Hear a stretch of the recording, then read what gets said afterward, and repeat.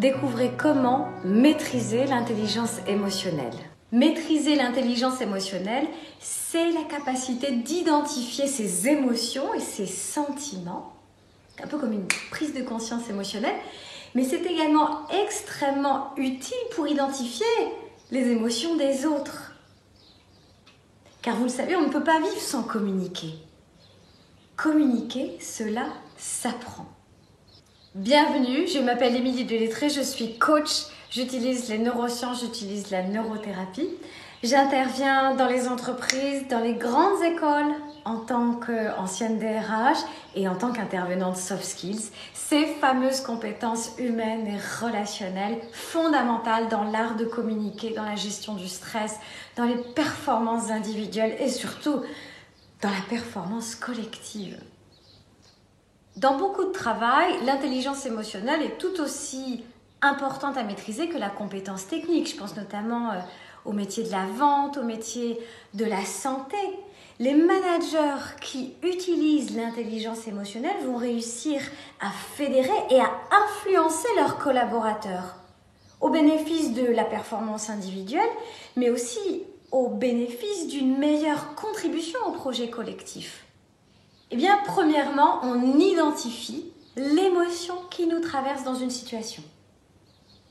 Juste, on est à l'écoute des sensations corporelles dans une situation.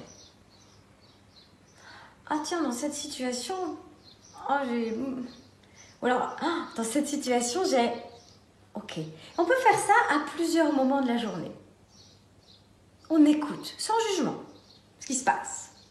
Deuxièmement, on décrypte, on analyse ce que vous avez identifié. Est-ce qu'il s'agit d'une émotion positive? Est-ce qu'il s'agit d'une émotion négative?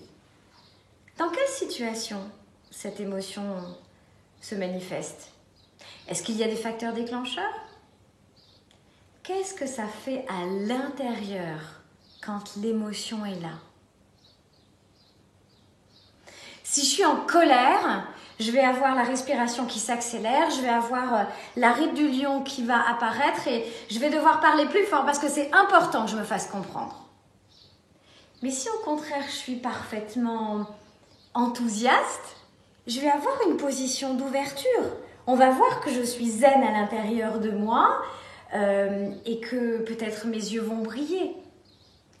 Comment cette émotion se manifeste chez vous? C'est ça qu'on doit chercher là. Les émotions, elles sont là, on ne peut pas les changer. C'est un signal de notre cerveau qui nous permet de vivre notre vie. Ce que l'on peut changer, c'est le comportement, c'est-à-dire c'est la manifestation de cette émotion chez nous. Qu'est-ce que ça nous fait faire? On choisit un nouveau comportement. Maintenant que vous avez choisi votre situation, vous vous remettez en image mentale dans cette situation. Vous observez l'environnement, vous observez les personnes, les bruits, etc. Et vous laissez l'émotion s'installer, s'exprimer et vous dépasser. Laissez-la. Elle est passagère, cette émotion. Personne dans sa vie n'est frustré du début à la fin. Laissez-la s'exprimer et elle va disparaître totalement. Je peux vous l'assurer. Plus vous laisserez vos émotions négatives s'exprimer, plus vous vous donnez les moyens de trouver des comportements différents pour ne pas qu'elles s'expriment à nouveau. C'est ça la clé. Donc laissez-la, remettez-vous dans cette situation, laissez-la s'exprimer. Oui, c'est pas très agréable, eh ben c'est pas grave, on y va. Ok, et vous la dépassez. Et elle disparaît. Ici, on a dépassé la physiologie, c'est-à-dire la façon dont les cellules réagissent à l'intérieur de votre corps. On a travaillé sur l'aspect physiologique. Maintenant, on travaille sur l'aspect cognitif, les pensées. Ces fameuses pensées qui viennent gratouiller et finalement viennent nous obséder, installent l'anxiété, le doute, le stress, etc., le danger. Okay. La plupart de ces pensées sont conscientes. C'est notre cerveau qui mouline, qui fait des arborescences parce qu'il n'a rien d'autre à faire peut-être à ce moment-là. Mais en tout cas, on a tout à fait la capacité de lui dire, écoute, là c'est inutile en ce moment. Parce que dans cette situation-là, je viens de faire passer mon émotion. Donc en fait, il n'y a pas de raison que tu me serves le doute ou le fait que je sois nulle ou l'absence de confiance en moi, etc. Non, tout ça, je ne veux pas. Donc vous avez parfaitement le pouvoir de les mettre à distance, de décider, prenez le contrôle sur vos pensées, de décider, non, là c'est inutile, ça je n'entends pas. Plus vous pratiquez cela, plus vous installez dans votre cerveau les racines du calme, c'est-à-dire de dire, ok, finalement, ces pensées qui me polluent la vie en permanence, elles me servent à quoi? À rien. Si elles ne me servent pas, je ne veux pas les entendre. Je préfère avoir autre chose dans la tête.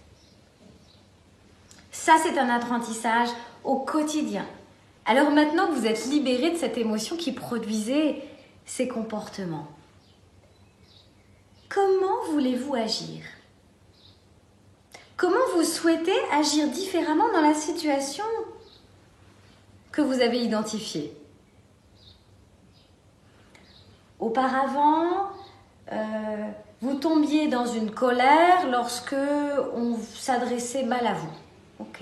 Maintenant, il n'y a plus la colère. Comment vous choisissez de réagir lorsque dans une situation on s'adresse mal à vous? Vous pouvez tout imaginer. Vous pouvez décider que vous allez regarder votre interlocuteur droit dans les yeux pendant 5 secondes et qu'il ne va rien se passer en vous. Par contre, la situation, elle, va changer. Parce que les personnes qui sont habituées à vous voir réagir comme cela, elles vont être un peu interloquées. Alors, choisissez maintenant la façon dont vous voulez réagir à cette situation. Vous pouvez observer la réaction émotionnelle des personnes qui font partie de cette situation qui a été provoquée par votre comportement nouveau.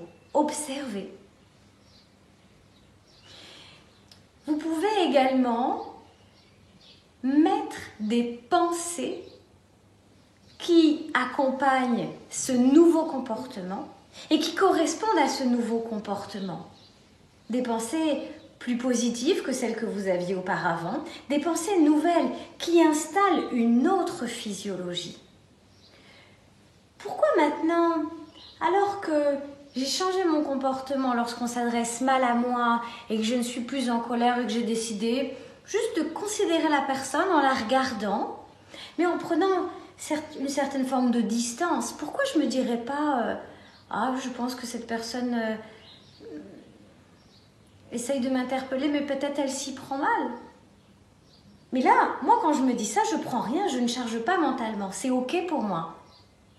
J'attends juste de voir ce qui se passe. Faites-le. Plus vous allez apprendre de votre intelligence émotionnelle, plus vous allez agir plutôt que réagir. Plus vous allez agir, plus vous aurez de choix, vous aurez des opportunités nouvelles de saisir votre chance, d'accéder à votre bonheur et une grande sensation de liberté. Le changement que vous allez installer va provoquer des réactions des autres différentes et leur comportement va s'ajuster. C'est pour ça qu'on parle maintenant d'intelligence relationnelle. Ce sera l'objet d'une autre vidéo. Pour résumer, votre intelligence émotionnelle, c'est vous qui devez la prendre en main. Vous en avez le contrôle. N'oubliez jamais qu'il est précieux de prendre le contrôle sur ses émotions négatives pour mieux gérer son stress, mieux gérer son sommeil, pour accentuer sa créativité, pour avoir l'esprit de coopération, pour se sentir bien avec soi et en bonne relation avec le monde extérieur. Soyez heureux, je vous remercie d'avoir écouté cette vidéo et à très bientôt.